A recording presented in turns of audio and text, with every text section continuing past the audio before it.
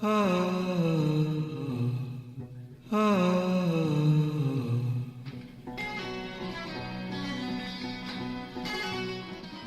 everyone, I'm Stephanie Van Hook, and you are at Nonviolence Radio.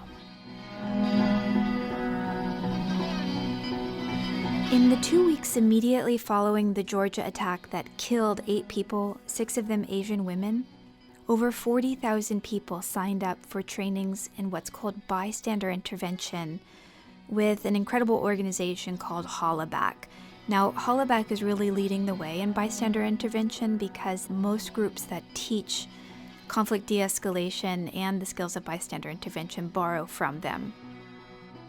So I got in touch with Emily May, who is Hollaback's co-founder and executive director, to talk to us a little bit more about their work and what they're up to. And this is the interview. Please enjoy.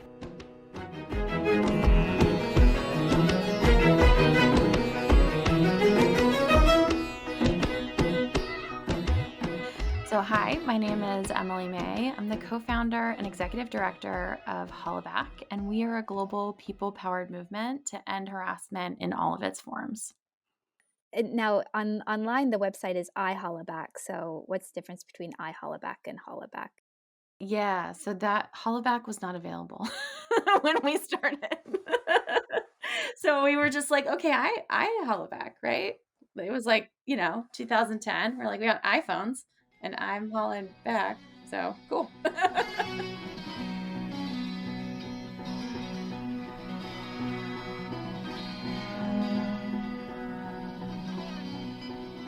Yeah, so we actually started in 2005, and I was one of the original 7 co-founders. And it really just started as a conversation amongst friends.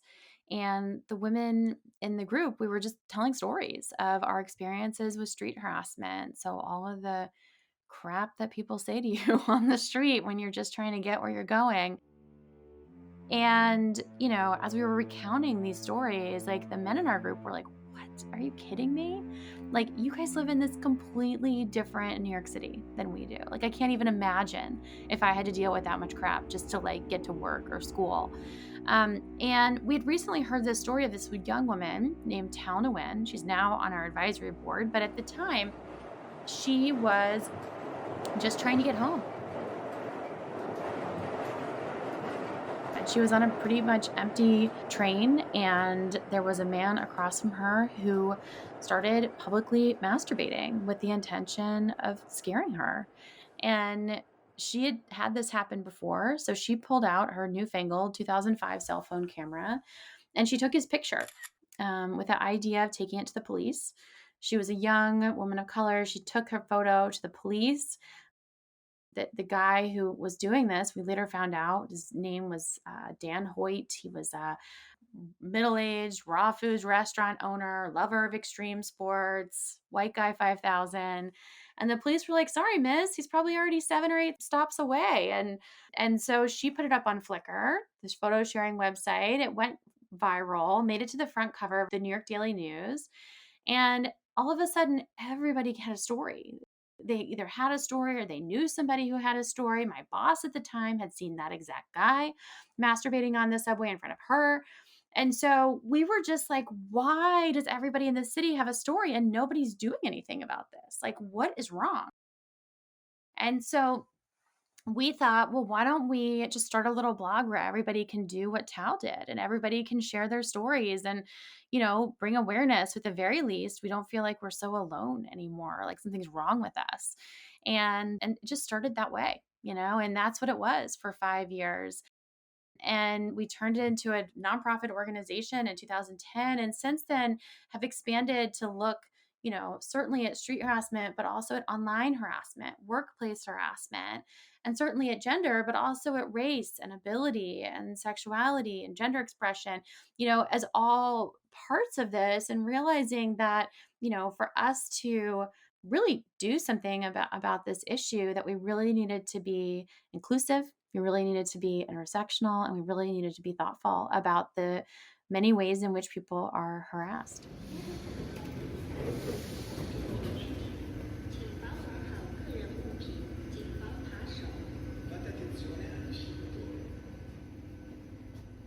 I remember being on the metro in Paris when I was in my teens and seeing a gentleman coming down the tunnel masturbating. And yeah, it is interesting that a lot of men didn't quite understand that that's what that happens. It just seemed like, of course, this is how we live our lives, Of course, you're always kind of looking behind your shoulder to make sure that nobody's following you. Of course, you're, always like trying to sit at the other side of the train from, the one other guy that's on the train. It's just, that's like part of the experience. You kind of get into your mind this little check that you do on what you have to do to stay safe. And to know that there are folks out there that these guys that we were friends with were just like, "Yeah, I don't do that." And we were like, "What?" Well, a lot of people think that if like when in terms of just harassment of women, for example, that if you just don't wear certain things, then you won't be harassed. Or in the case of like the LGBTQA plus community, if you just be closeted when you're out, then people wouldn't harass you. God, how do you respond to these kinds of assumptions? If that worked, right? If you could just like, you know, not wear red lipstick and avoid harassment or just like pretend to be a little straighter, people would probably try it. The reality is that it doesn't work, that it doesn't actually matter because it's not about, you know, attraction. It's not, it's about power and it's about hate. And I think that if harassment was a flirtation strategy, it'd be the most spectacularly terrible flirtation practice of all time. And so, when we think about street harassment, we think about any form of harassment. I think it goes back to how you diagnose the problem. And a lot of people like to diagnose the problem, well, the least generous of folks diagnose the problem as like, well, it's your fault for wearing that, or it's your fault for not interpreting that as a compliment. But even beyond that, most people diagnose it as the problem of a few bad seeds, right? If there were just not these few bad guys out there doing this, then we wouldn't have, harassment. And at Hollaback, we really diagnose the problem not as a problem of a few bad seeds, which imply that in some way, shape, or form, if we, locked them up, for example, it could prevent harassment. We really see it as a problem of culture and not somebody in particular's culture, but our collective global culture, which is sexist and racist and homophobic and, right? Um, and so when we think about it as a cultural problem, that means that it needs a cultural solution, which means that, we don't endorse increasing the criminalization of harassment, but we do really strongly endorse tactics and strategies that help everyday people step up into these moments. So, bystander intervention training is something that we do a lot of at Hollaback for that reason. It's something that all of us can do to take care of each other when harassment happens, that slowly but surely chips away at the institutions that underlie it, the institutions of racism and sexism and homophobia that allow it to proliferate to the extent to which it has.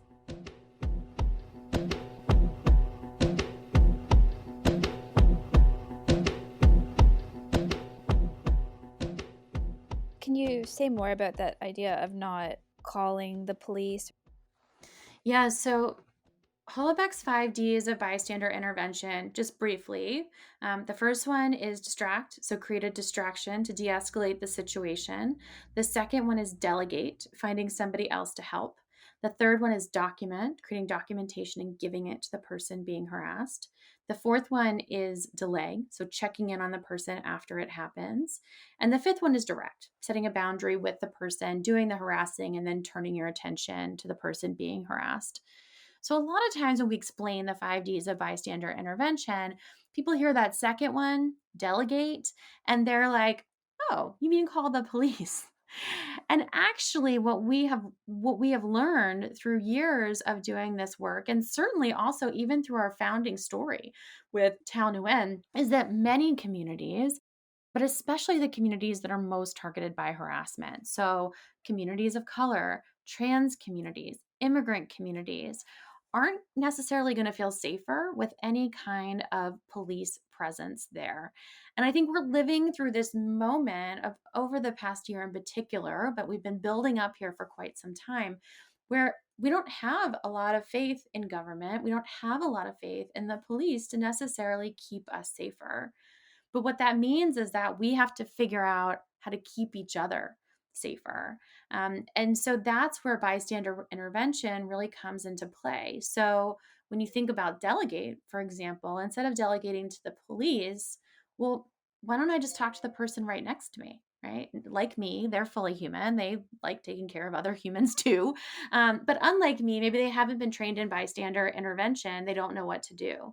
So if I can say, hey, I'm going to go and say something, can you like hang here and document the situation? Or like, I'm, going to create a distraction. Could you maybe just like hang out and have my back in case something goes wrong? I find people are more than willing to show up into those moments and to take care of one another.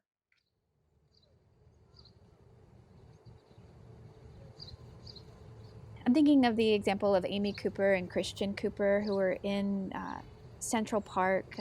Christian Cooper was bird watching. Amy Cooper had her dog off a leash, I believe, and she decided that she would draw on stereotypes of violent Black men in order to get the police.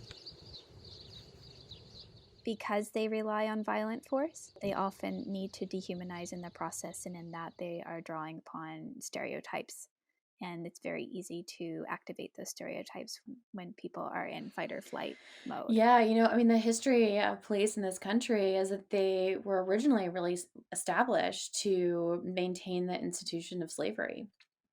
And a lot of that, I mean, talk about the ultimate in white supremacy has sort of bled through into policing today and how the police show up today. And I think, one really great book that I just read on this is called My Grandmother's Hands.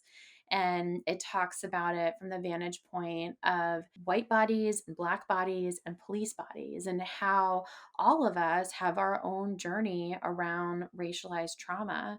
But in the case of police bodies that are on the front lines, that are equipped with guns, that racialized trauma converts into racialized violence very, very, very quickly, especially given that, police are not given strategies to undo that racialized trauma. They're not given strategies to calm themselves down, to bring themselves back to center in moments that are escalated. And so it's come to a point where, regardless of all that's come into it, now we need to figure out how to take care of each other if we really want to break that cycle of violence. And ultimately, in my work, I believe that is the work, right? You may be completely pissed off that somebody is harassing your friend or harassing your coworker, but even then, we want to break that cycle of violence. We don't want to harass the harasser, right? Because that just keeps it perpetuates it. And same thing with the police. We run the risk of just creating different forms of violence by bringing them into these scenarios. So how can we look for other solutions, and how do we depend on each other? I think is one of the core questions of this moment in history. And bystander intervention is just a piece of that solution. I think there's a lot of pieces in here, including restorative justice, transformative justice, and solutions that we haven't even imagined yet. But I think we've got to figure out how to ask that and lean into that question and start to figure it out. Did you guys come up with the 4Ds or the 5Ds? The 5Ds, Did yeah. you guys do that research and pull that together, or did it come from someplace else, or what was the story? So in 2012, when we realized that we wanted to start doing work around bystander intervention to address street harassment, we partnered with an amazing organization called Green Dot. And Green Dot at the time was doing a lot of work to address campus sexual assault. Since then, they've very much expanded. But they had the concept of the 3Ds of bystander intervention. So distract, delegate, and direct. And as we sort of worked with them and partnered with them to launch our work around bystander intervention, over time, we sort of built in those other 2Ds of bystander intervention. Just from receiving stories, from hearing stories on our website, we've collected 15,000 stories of harassment. Many of them involve bystander intervention. So we started to kind of build it out as we saw it in action in relationship to harassment in particular. Mm. And 15,000 stories of harassment, which is probably just the tip of the iceberg, too. Oh, yeah, absolutely. But what else do you do with those stories? It looks like you have a way of creating community and support. So it's not just people then reporting in, but there's people standing by waiting. So we collect stories of harassment. When you submit your story, we've got an anonymous "I've got your back" button on our website, so folks can, say that they've got your back and support you in that way. And so that's a concrete action people can take. But we actually did research with a researcher named Jill Diamond, and her research showed that when people went through the act of simply sharing their story with us on our website, that it had a really transformative impact on that person who shared their story. That they went into the process really believing that their story of harassment was essentially like a personal problem. And they walked out of it actually believing this isn't a personal problem, this is a societal problem. And that is huge from the standpoint of getting people to take action. Because when you believe it's a personal problem, you're going to look for personal solutions like, well, I won't go there anymore, or I won't walk down that street, or I won't wear this, or I won't do that.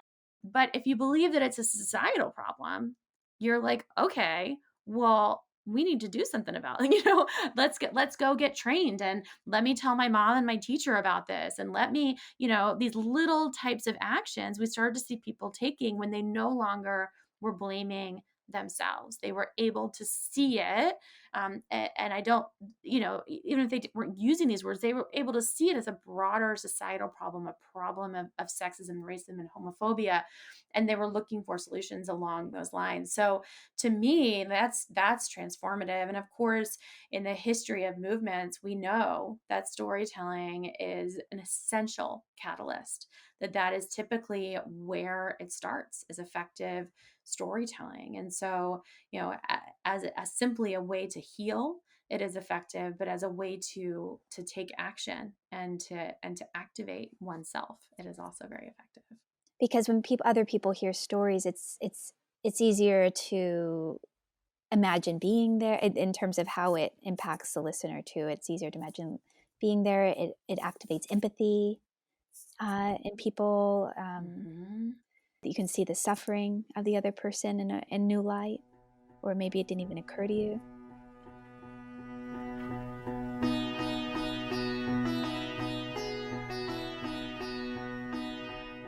Where I found out about your work was from a wonderful resource list. I think that was crowdsourced on supporting the Asian and Pacific Islander communities, especially right now as there's a growing awareness of racist violence happening towards these communities, especially with the shooting in Georgia. But more stories are pouring out. I'd like to spend some time addressing that and how your work can help support people being able to have real skills of being allies to these communities, as well as people in these communities to be able to find skills that they feel could be empowering if they're feeling afraid right now. Yeah, absolutely. About a year ago, right when we went on lockdown, we saw instantly the rise in anti-Asian American hate. And we reached out to our partners at Asian Americans Advancing Justice, AAJC, and we were like, we want to help. We've got these trainings in bystander intervention, we've got all these tools to address harassment. Can we be of use? And what we did is that we launched these 1 hour free bystander intervention trainings to address the rise in anti-Asian American harassment across the country. And at the time, I mean, this was a year ago, they caught on like wildfire then. We had thousands of people showing up to those trainings then. And so over the year, we trained about 16,000 people, which is, I mean, truly just a phenomenal feat. Well, in the past week and a half since the shootings in Atlanta, we have had 40,000 people sign up for trainings. 40,000 people. It's amazing. It is, right? It is. And I think it's amazing because here are all these people that are like, I want to do something. I want to help, and all these people that get it, that, whether or not they think the police are not the solution or they think they're part of the solution, they at the very least think that they themselves are also part of the solution, that they have something to give, that they have something that they would be willing to do to take care of folks if they saw things like this happening.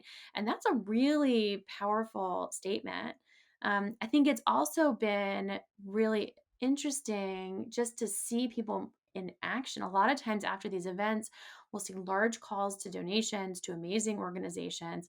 And that is great, right? But it doesn't necessarily force you as a person to embody the change, right? It delegates that change to another organization.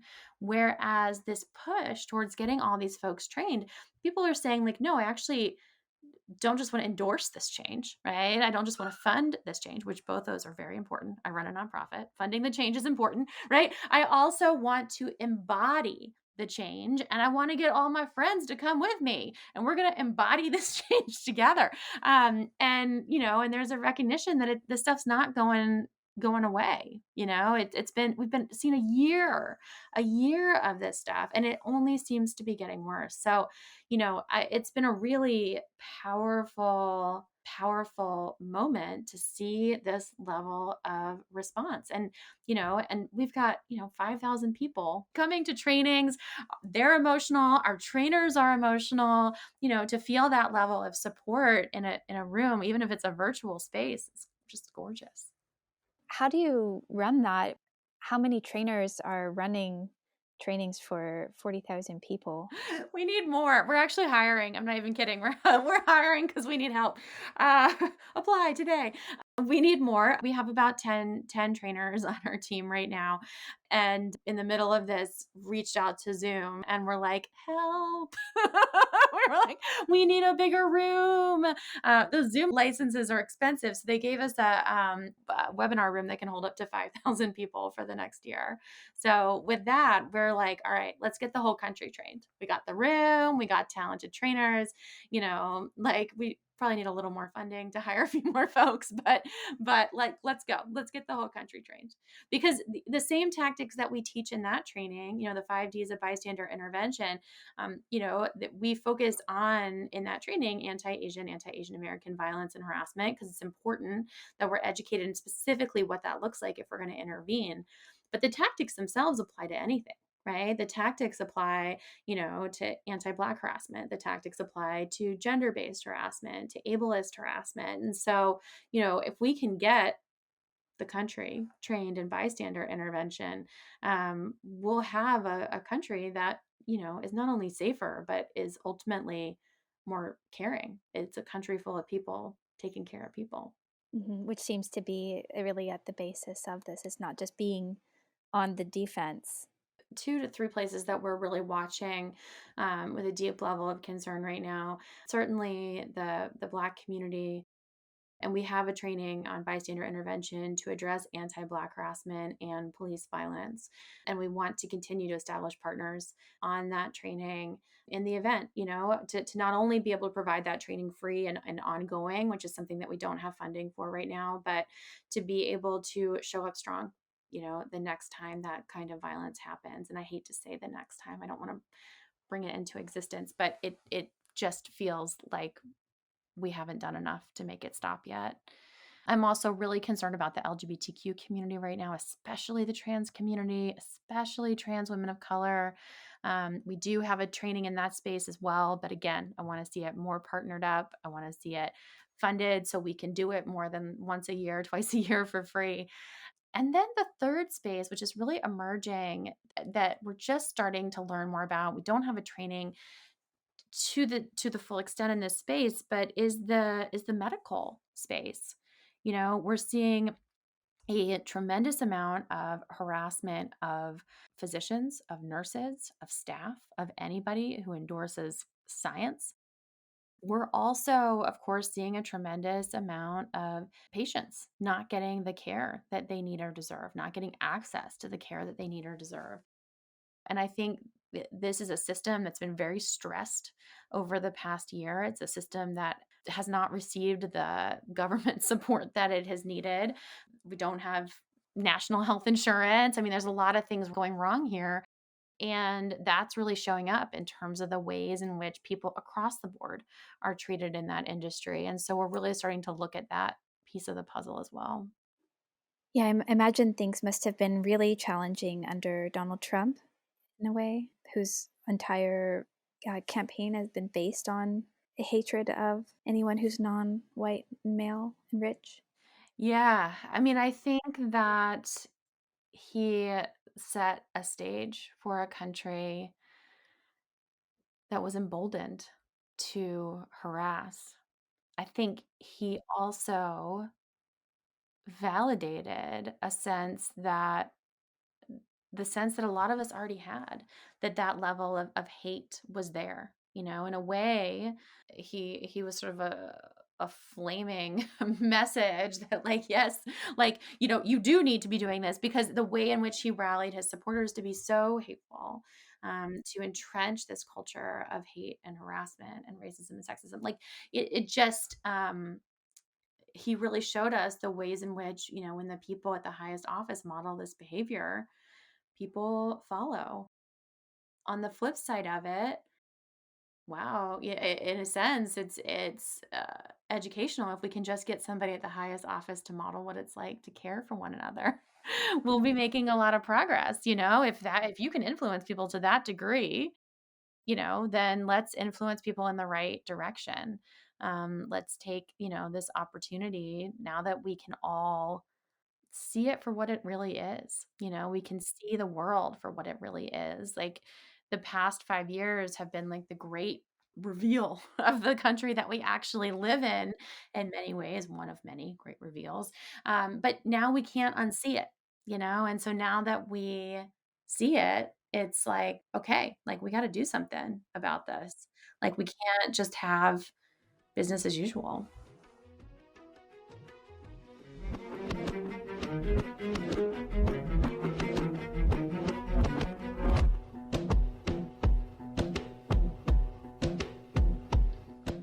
A friend, Paul Chappelle, he does work in something called peace literacy.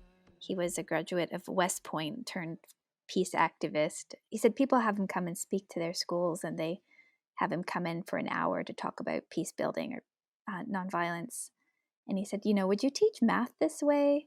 Would you teach the science this way, where you get every student from sixth grade to eighth grade in one room for 1 hour to listen to me talk about math for everybody? And they're like, no. But I love that, because this feels like essential education. I hate to be that voice is like, well, the teachers need to do this, like I don't, which that's always, the answer is like the teachers, but it just feels like, a rehauling of our educational system to have these kinds of skill building from early childhood on I would be agree. wonderful. And I think that young people are most at risk of this type of harassment. They're the least resourced. And we've done, a real disservice to young people by framing bullying as some sort of equal opportunity game. It's the truth of the matter is that bullying is happening based on lines of power. It's the kids that have the least money, or the kids with disabilities or learning differences, or the kids who are kids of color.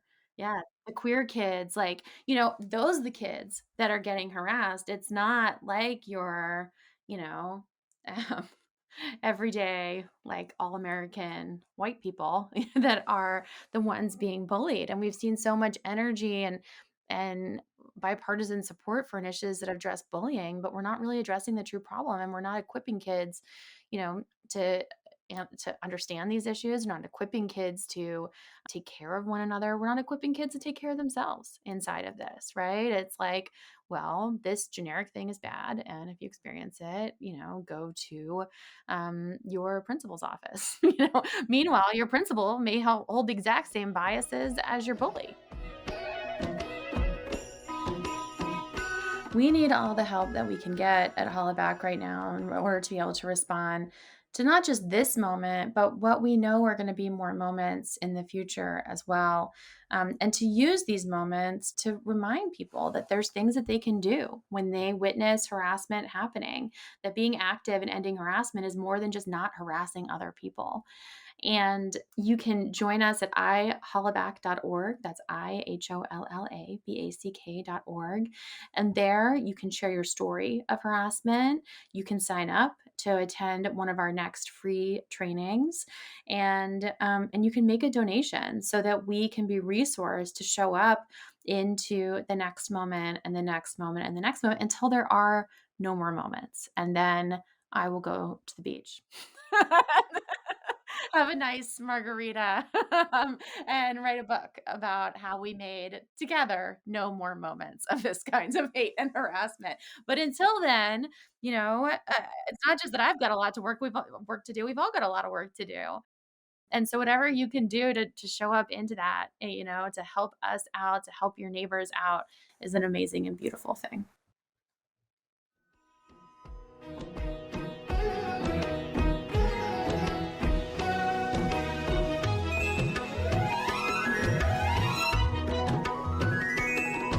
Hey everyone, you're at Nonviolence Radio.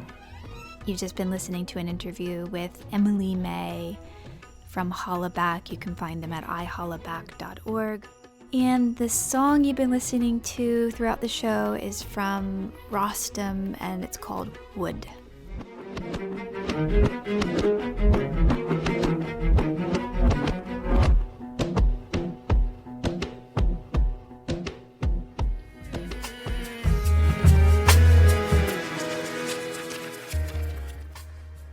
Nonviolence is happening all over the world, and we often don't hear about it in the mainstream media. That's why it's so important to listen to this next segment of our show called the Nonviolence Report with Michael Negler. Is ever changing, ever dying. There is a living power that is changeless, that holds all together, that creates, dissolves, and recreates.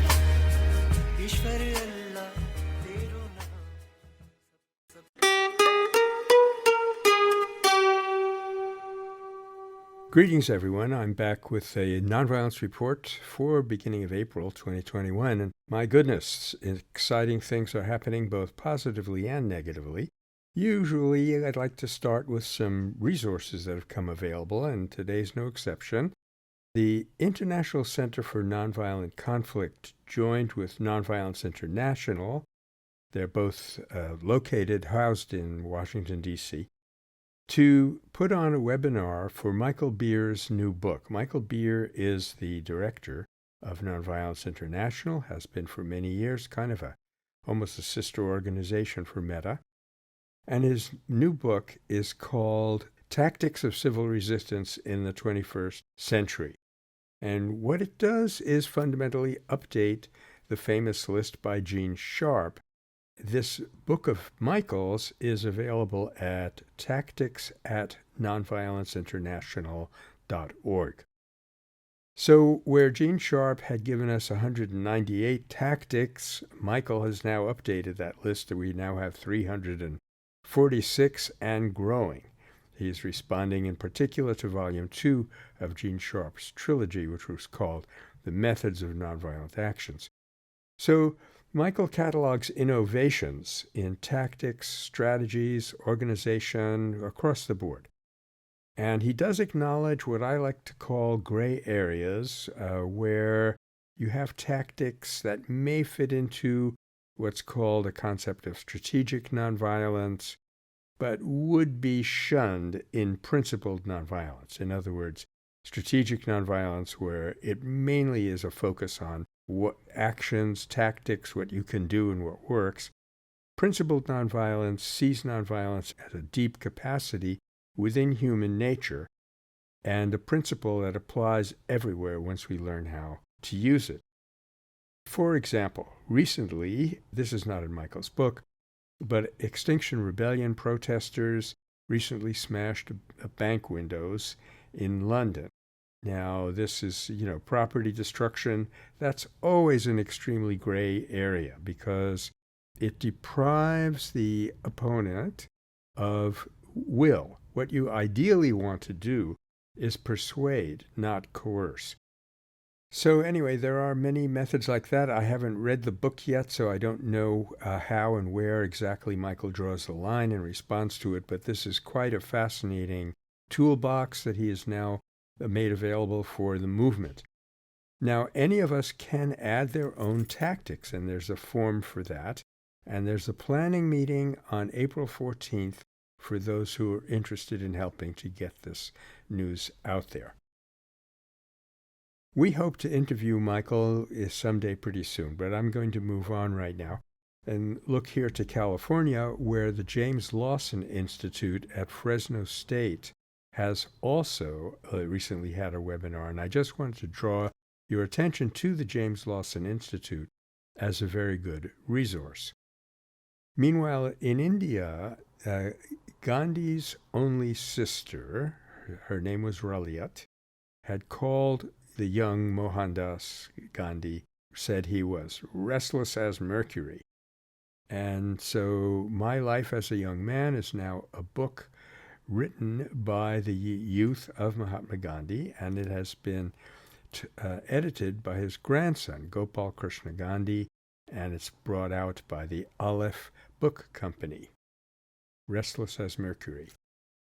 Trainings go on apace. There are 40,000, actually, let's update that.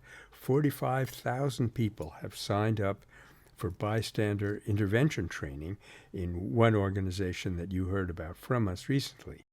Meanwhile, Campaign Nonviolence has 4 trainings on the schedule for April, and they're diving into a variety of subjects. Recently, they had Nonviolence in Education as a workshop with Robin Wildman from Rhode Island, and that is a great resource for helping build a culture of nonviolence in our institution. And they say, check, this is where we can expand the reach of nonviolence beyond individual actions to effect deep change in our communities.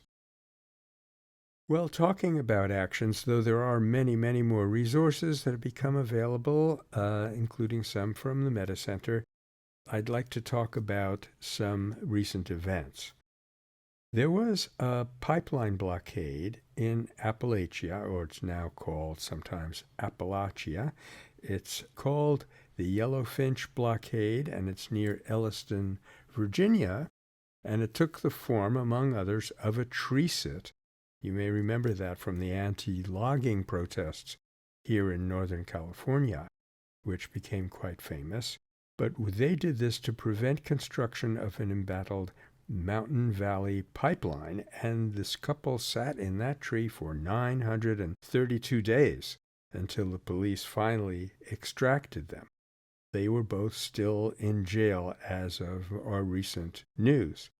So a tree sit, which is sometimes called an aerial blockade, is a textbook nonviolent civil disobedience tactic. You try to keep protesters living in trees for as long as possible, and of course the trees cannot be cut down until the protesters leave or are removed by the police. So this direct action tactic, as mentioned, was developed years ago to oppose logging here in the West, and it's now being used to prevent construction crews from cutting down trees that are in the path of fossil fuel pipelines. So this is one of those events which would be presented more or less as a failure by the mainstream media, but we like to see it as part of an ongoing process which has unseen consequences And if your actions were nonviolent, those consequences will always be positive somewhere down the line. So in a somewhat similar vein, I want to talk briefly about Father Steve Kelly. He is a Jesuit priest and a longtime nuclear resistor. And back on March 30th, he appeared in the U.S. District Court on a warrant for previous probation violation. That's an interesting gray area right there.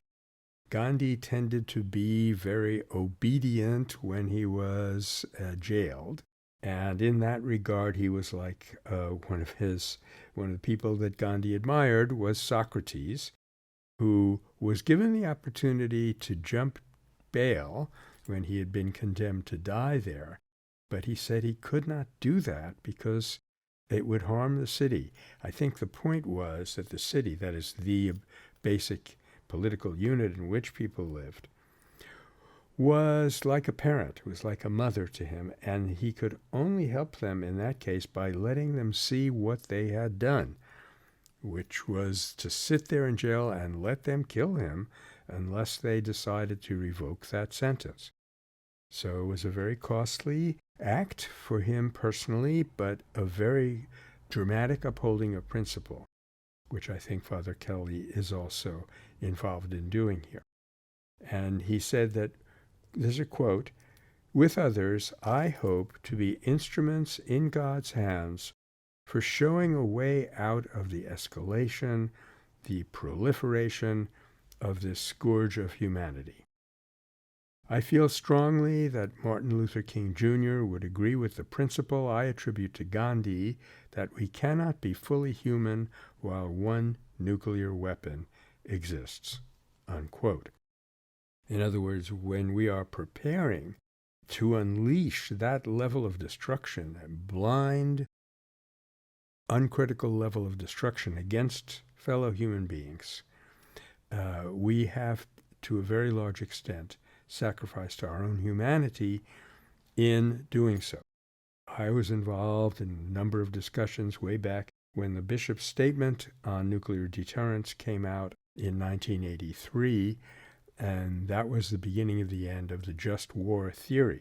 This theory, which could have been considered reasonable in earlier times, is inapplicable in our times because the level of destruction in war is so great that the principle of proportionality cannot any longer be observed. Sticking for the time being with events here in the U.S., quite an interesting development is happening in Georgia because of protests against the voter restriction laws that have been passed in that state as a reaction against the election of 2 Democratic senators from Georgia. And one interesting event here is that Major League Baseball, which was scheduled to play the 2021 All-Star Game in Atlanta, have moved out of Atlanta in response to this new restrictive voting law. You may remember a film called Amazing Grace and Chuck, in which baseball stars are have stopped playing in protest to the nuclear arms race. And in the movie, at least, it's very successful. But in the real world, we also have a movement among Olympian athletes to get involved in anti-war operations of some kind, and I hope to have more to say to you about that in coming days. But in the meanwhile, this Rob Manfred is the baseball commissioner, and he's responding to days of pressure from civil rights groups and the Major League Baseball Players Association. And it's a very interesting development that fans are solidly behind this pullout of baseball, the All-Star Game from Atlanta. Also, up in Aurora, out in Aurora, Denver, Colorado, there has been a recent court victory. 3 activists were arrested without warning and without real cause. And the case, they were charged with kidnapping that could have sent them to prison for 21 years. But that case was thrown out by the judge right in the preliminary hearing, which is unusual. They were involved. These are two women and a man, Ms. Lucero, Mr. Northam, and Ms. House. They have been deeply involved in bringing public attention and scrutiny to the Aurora Police Department's killing of Elijah McClain and the subsequent cover-up of the department's illegal actions. So these three activists have definitely succeeded in bringing local and national attention to the exceptionally important issue of police brutality and racial injustice, and to force open into the public the investigation by the APD, the Aurora Police Department. So moving a little bit abroad now, up in New Brunswick, Canada, in British Columbia, there is an old-growth forest which is in an area called Fairy Creek, and loggers have been wanting to come in to probably clear-cut that forest, and activists have been protecting it since August. It's developing into a kind of standoff because the activists say they won't be going away anywhere anytime soon, and there are more protesters on the way to help them, but the court has granted an injunction to the company to get them removed. So it looks like another showdown is brewing there. Meanwhile, there is an oil refinery in France, in Grand Puy, France, and the striking workers at this Total oil refinery have united with environmental activists against the refinery. Now, this is an unlikely combination. The environmental activists were thrilled to team up with the workers and have helped them gain a deeper understanding of the importance of protecting the environment. The workers say that although first they need to ensure they have work, they believe that if power was in the hands of the workers, they could ensure the refinery operating in a more environmentally sustainable way. After all, they live in the surrounding neighborhoods and they're deeply connected to what happens to the nature around them. So this again is something that we have seen before, in particular when oil extraction industries were operating in Canada, and Indigenous people also got some sympathy and some support from the workers. So this is a great opportunity for what we would call in the nonviolence world constructive program. In other words, for the protesters to do at least some thinking and some conversation about the needs of the workers, not just to get in their way and take away their livelihoods. However, in some cases, that's exactly what you have to do. And the interesting model here is Mahatma Gandhi's visit in 1931 to the Lancashire mill workers, whom he had thrown out of work with his boycott of British goods. And Gandhi, being Gandhi, having the charismatic personality and the loving nature that he had a famous conversation with those mill workers, at the end of which they were solidly behind him. And there's a marvelous photograph of these women surrounding him and raising their hand in salute.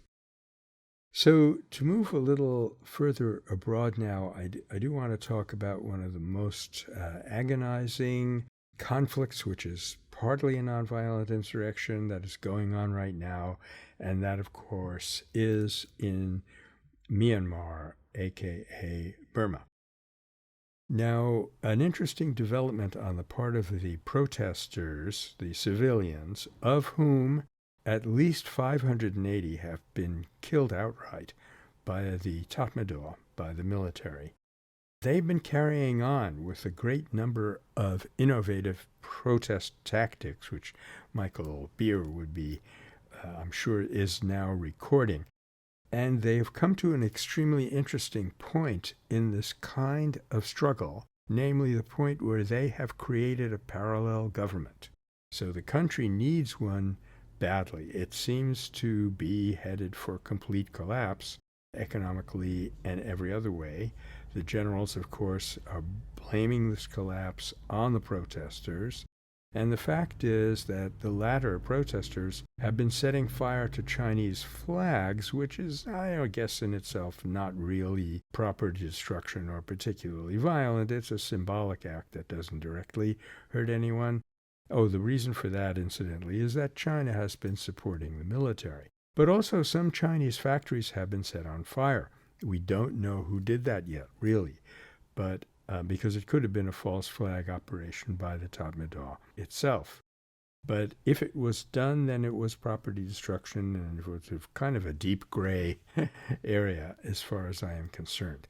But in this conflict, we may be heading for the state of stalemate and dehumanization, where you reach a point, and unfortunately I hope we do not get there, we reach a point where the oppressor no longer wants to contain or divert a challenge to him or her, but actually does set out to destroy the opposition.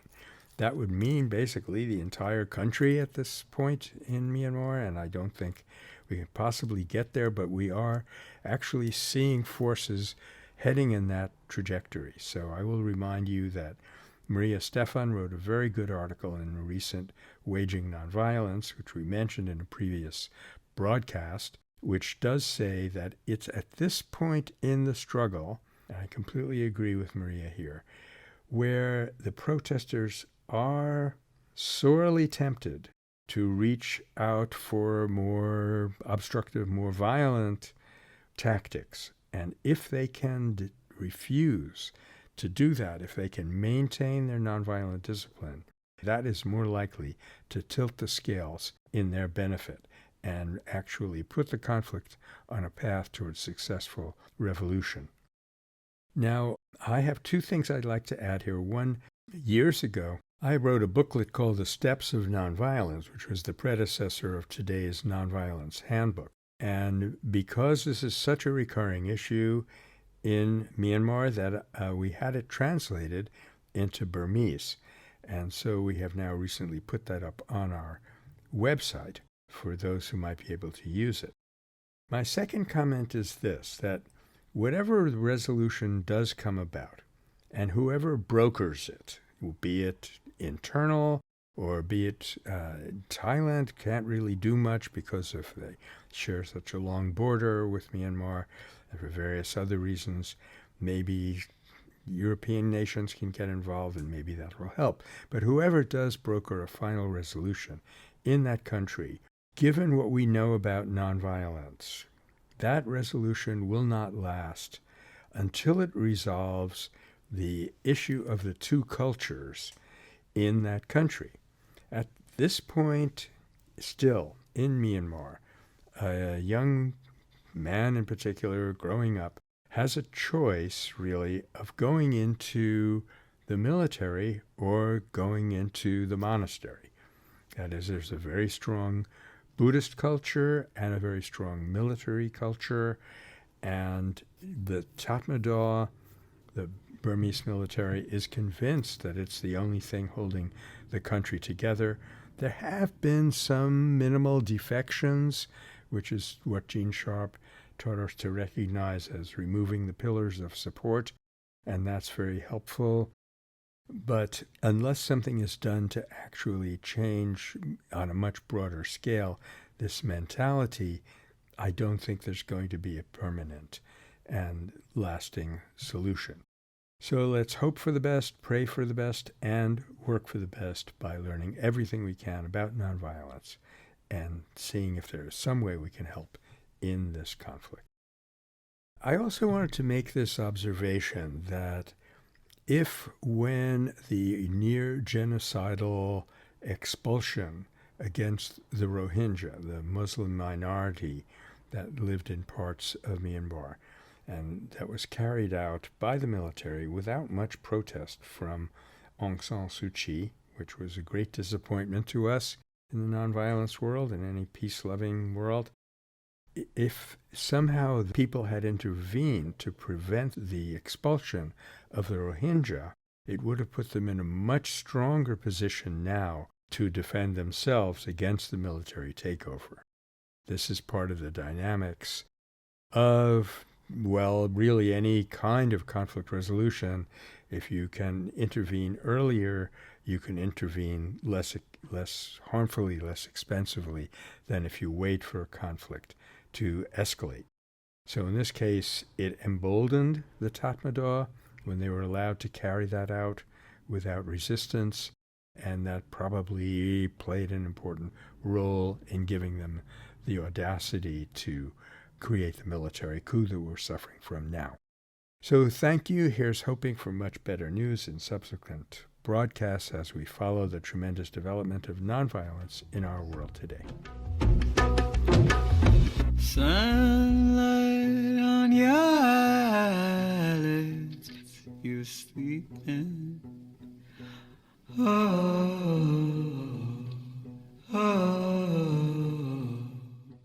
Hey there, listeners. You've been here at Nonviolence Radio. I'm Stephanie Van Hook. That was Michael Nagler with the Nonviolence Report, and we're from the Meta Center for Nonviolence. We want to thank our mother station, KWMR, to Matt Watrous, Julia White, everyone at the Meta Center, our volunteers and friends. To our listeners out there, thank you so much. Tune in again in 2 weeks' time and find us at Spotify, iTunes, and all the places that you get your podcasts. We also archive the show at wagingnonviolence.org. And if you want to learn more about nonviolence, find us at www.metacenter, that's meta with 2 T's, metacenter.org. Till the next time, take care.